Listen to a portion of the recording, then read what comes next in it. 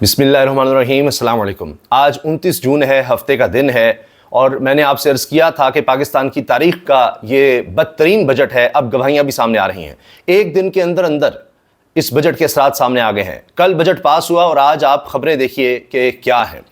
پاکستان کے 3 نامور ترین اکنامک معاملات پر لکھنے والے جرنلسٹ، صحافی، جن میں شہباز رانا بھی شامل ہیں، دیگر صحافی ہیں، وہ کیا لکھ رہے ہیں میں آپ کے سامنے وہ رکھتا ہوں۔ پھر ایسے حالات میں جب یہ پاکستان کی تاریخ کا بدترین بجٹ ہے، عوام کش بجٹ ہے، مہنگائی کا ایک طوفان آنے کو ہے، بدترین ملک میں حالات ہونے جا رہے ہیں، تو ہمارے وزیر دفاع خواجہ آصف صاحب نے کہا ہے کہ ہم افغانستان کے اندر گھس کر کارروائی کریں گے۔ اب ظاہر ہے کہ یہ پاکستان کے لیے ضروری ہوگا، اگر جس طرح پاکستان کہتا ہے کہ وہاں پر دہشت گردوں کے ٹھکانے ہیں اور افغان حکومت ان کے خلاف کارروائی نہیں کر رہی، تو یہ اگر حکومت ڈیسائیڈ کرتی ہے کہ ہمیں مجبوراً وہاں پر کارروائی کرنی ہے، تو پھر آپ سوچئے کہ حالات کیا ہوں گے۔ ایسے ماحول میں انویسٹمنٹ کا آنا کتنا مشکل ہو جائے گا کہ پہلے ہی حالات عجیب و غریب ہیں۔ اب آپ دیکھیں، شہباز رانا صاحب ہیں، ان کے ساتھ ساتھ جناب 2 اور لوگ پاکستان کے 3 بڑے انگریزی اخباروں کے لیے جو وزارت خزانہ کو کور کرنے والے صحافی ہیں، ان کے حوالے سے میں آپ کو بتا رہا ہوں۔ انہوں نے یہ کہا ہے کہ بدترین بجٹ ہے یہ۔ ایکسپریس ٹریبیون کے لیے شہباز رانا صاحب، ڈان کے خلیق کیانی صاحب اور دی نیوز کے مہتاب حیدر۔ اب آپ یہ دیکھیں کہ جب یہ تینوں یہ بات کر رہے ہیں تو آپ سوچیں کہ کیا حالات ہوں گے۔ شہباز رانا صاحب نے تو واضح طور پر لکھا ہے کہ اب choices after the disastrous budget, leave Pakistan if you have choice, اگر پاکستان چھوڑ کر جا سکتے ہو تو چلے جاؤ۔ پہلے ہی پاکستان کی تاریخ میں کہا جا رہا ہے کہ سب سے زیادہ لوگ پاکستان میں چھوڑ کر گئے ہیں پچھلے 2 سالوں میں۔ اتنے لوگ کبھی پاکستان کی تاریخ میں ملک چھوڑ کر نہیں گئے جتنے اب گئے ہیں، اور اسی لیے شہباز رانا کہہ رہے ہیں جی ابھی تو جو حالات ہونے والے ہیں اس میں یہی ہے کہ جو چھوڑ کر جا سکتا ہے چلا جائے۔ دوسرا کہتے ہیں جی یہ چوائسز ہیں، پہلی یہ ہے کہ پاکستان چھوڑ کر چلے جاؤ، دوسرا take salary in cash, cash میں سیلری لیں، ٹیکس نہ دیں، don't fully disclose all assets in returns, these will eventually be taxed again even if you have built those by paying all taxes, کہ آپ اگر اپنے اثاثے بتا دیتے ہیں تو اور ان پر ٹیکس دیتے ہیں، وہ بعد میں پھر ان پر ٹیکس آئے گا، بار بار بڑھتا چلا جائے گا، جو آپ نے پہلے ٹیکس دے دیا ہوا ہے ان اثاثوں پر، وہ ٹیکس پھر آپ کو دینا پڑے گا، بار بار دینا پڑے گا، کیونکہ آپ نے ڈکلیئر کر دیے۔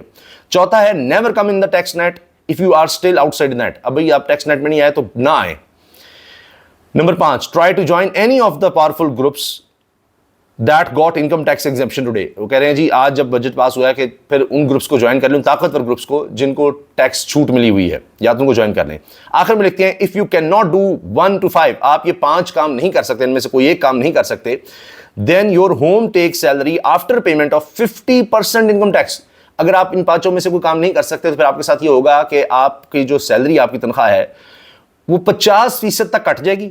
50% تک پہلے تو تنخواہ کٹے گی، انکم ٹیکس میں 18% سیلز ٹیکس، 18% سیلز ٹیکس آپ کو دینا ہوگا، federal excise duty F E D will be just, اور ایف ای ڈی بھی اس میں ہوگا نا، sales tax F E D, اور will be just 25 out of ₹100۔ تو جب آپ کے پاس جو بچے گا سیلری آپ کی جو ہے ایف ای ڈی اور ٹیکسز دینے کے بعد، وہ صرف ₹25 کی، یعنی ₹100 میں سے آپ کے پاس بچیں گے صرف اور صرف ₹25۔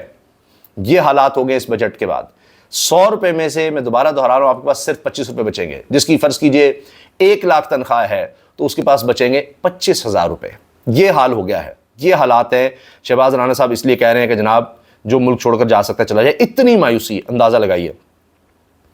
اچھا، اس کے ساتھ خبریں کیا ہیں کہ سیاسی عدم استحکام بڑھتا چلا جا رہا ہے، اور اس پر ابھی دیکھیں فضل الرحمان صاحب جو ہیں وہ اینٹی اسٹیبلشمنٹ ہوتے یعنی ان کے جو بیانات ہیں وہ سخت سے سخت ہوتے جا رہے ہیں۔ اب انہوں نے کہا ہے اگر ادارے ہمارے نظام اور سیاست میں مداخلت کریں اور اپنی مرضی کی اسمبلیاں بنائیں تو اس سے اچھا ہے کہ ہم سیاست کو چھوڑ دیں، ضیاء الحق نے بھی تو ایسا کیا تھا، بس پھر آپ خود چلائیں، یہ فضل الرحمان صاحب کہہ رہے ہیں۔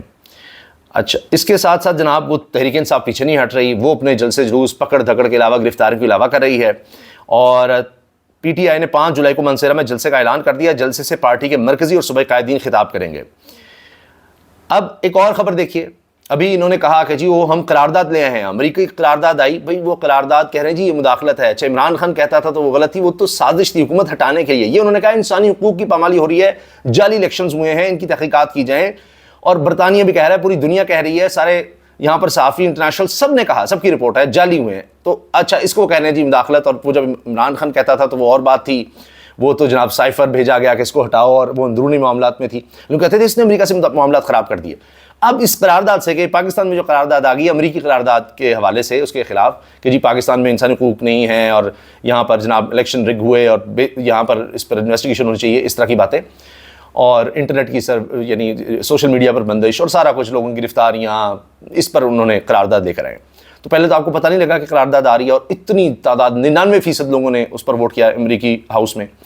اب جب یہ قرارداد پاکستان میں آ گئی تو سنیے خبر کیا ہے. نجم سیٹھی کہتے ہیں خواجہ آصف اور اسحاق ڈار نے بڑکے مار کر عوام کو خوش تو کر دیا، مگر وہاں جا کر بکری بن گئے اور امریکی سفیر ڈونلڈ بلوم کو چائے کافی پلا کر یقین دہانی کروائی کہ آئندہ ایسی حرکت نہیں ہوگی. کہیں گے جناب بادشاہ سلامت، یہ ان کے سفیر کہہ رہے ہیں آئندہ ایسی حرکت نہیں ہوگی، بس ہم نے کر دی، لے آئے ہم، اور آپ بھی جوابی کارروائی نہ کریں، ایسا نہ ہو کانگریس سے ایک اور قرارداد آ جائے. وہ کہہ رہے ہیں جی کانگریس سے ایک اور قرارداد نہ آ جائے، ہم تو جناب بس آپ کے مرہون منت ہیں، تو ایسا نہ کیجیے گا. یہ ہم نے کچھ دکھانا بھی تو تھا، بڑکیں اس لیے ماری تھیں.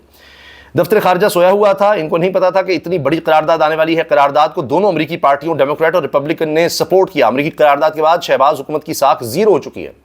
اور یہ بھی لوگ کہہ رہے ہیں کہ جی جو بائیڈن جو ان کو بڑا پسند تھا پی ڈی ایم کو، اور ان کی حکومت کے دور میں، اور ظاہر ہے وہ ڈونلڈ لو جو ہے انہی کے نیچے اہلکار تھا، تو سارا یہاں رجیم چینج ہوا. اب اس کو لینے کے دینے پڑے ہوئے امریکہ میں، اور ٹرمپ چھایا ہوا ہے، اور بڑی بے عزتی ہوئی ہے ابھی ڈونلڈ لو کی وہ ڈیبیٹ میں. اچھا، برٹش ہائی کمیشن سے لے کر امریکی کانگریس تک سبھی کہہ رہے ہیں کہ آپ نے ڈاکہ مارا تو کتنے دن چھپو گے. شیخ وقاص اکرم یہ بات کر رہے ہیں.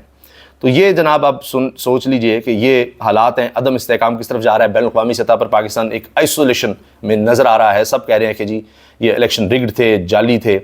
اور اس کے ساتھ اس کے علاوہ جناب ایک اور خبر یہ ہے کہ مذہبی اسکالر بھی عمران خان اور ملٹری اسٹیبلشمنٹ کے معاملات طے کرانے میں ناکام. یہ بڑی خبر ہے.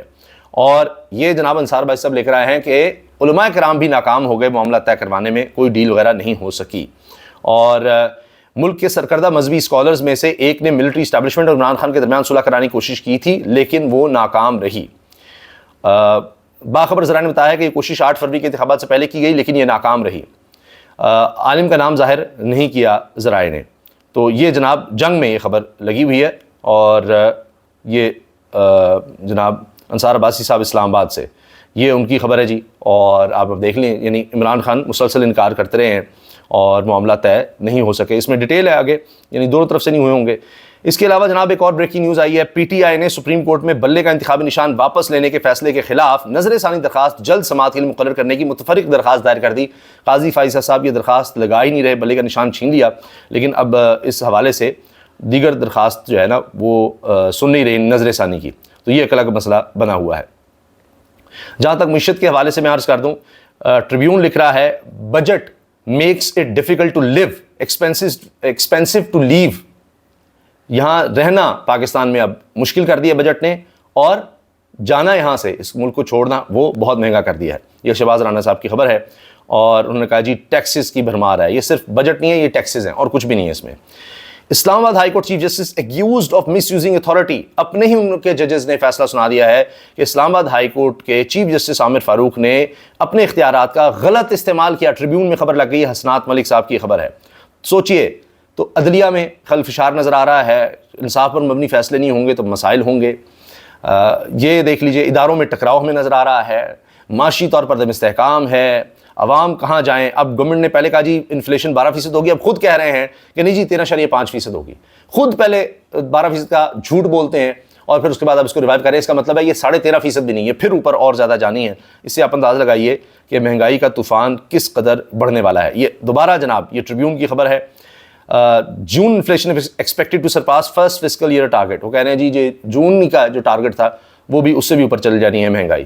تو یہ طوفان آ رہا ہے. اور اب دیکھیے کتنے لوگ، جو چھوڑ کر جا سکتا ہے وہ چلا جائے گا، لیکن جانا بھی اب مشکل ہے. کوئی اس طرح جائے گا اس ملک کو چھوڑ کر. 25 کروڑ کی آبادی ہے، کیا سارے چھوڑ کر جا سکتے ہیں؟ نہیں جا سکتے. لیکن اس حکومت نے حالات ایسے پیدا کرنی ہے کہ خاندان کا کوئی فرد جو ہے جو جا سکتا ہے وہ خاندان کو پالنے کے لیے کوئی ایسٹس ہوں گے، کچھ ہوگا، وہ بیچے گا، کوشش کرے گا میں چلا جاؤں. اور میں نے آپ سے عرض کیا کہ انہوں نے تو کرائے بھی بڑھا دیے ہیں. جو مزدور پہلے باہر تھے سعودی عرب میں، یو اے ای میں، زیادہ تر مزدور طبقہ وہاں پر ہے. سب سے زیادہ آبادی پاکستان کی اوورسیز کی سعودی عرب میں ہے. تو ان کا آپ حال دیکھ لیں، ان کے بھی کرائے بڑھ گئے ہیں. تو ہر سطح پر میں آپ کو بتا رہا ہوں، کھانے پینے کی چیزوں سے لے کر خوراک، ہر طرح کی خوراک، ادویات، کچھ نہیں بچا. اسٹیشنری، بجلی، گیس، ہر چیز اتنی مہنگی ہونے جا رہی ہے کہ کیا کہیں. پیٹرول تو ضروریات زندگی ہر طرح کی کوئی بھی چیز، اچھا کوئی بھی نہیں بچے گا، یہ ہے کہ گاڑیاں بھی مہنگی ہو رہی ہیں، سب چیزیں مہنگی ہو رہی ہیں، لیکن سب سے زیادہ جو ہے وہ متوسط اور غریب طبقہ اس میں پسے گا۔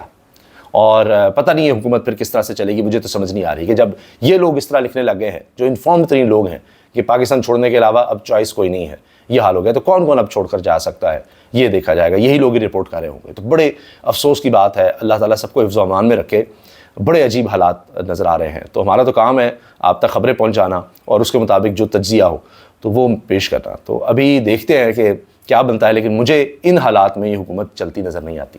اللہ حافظ۔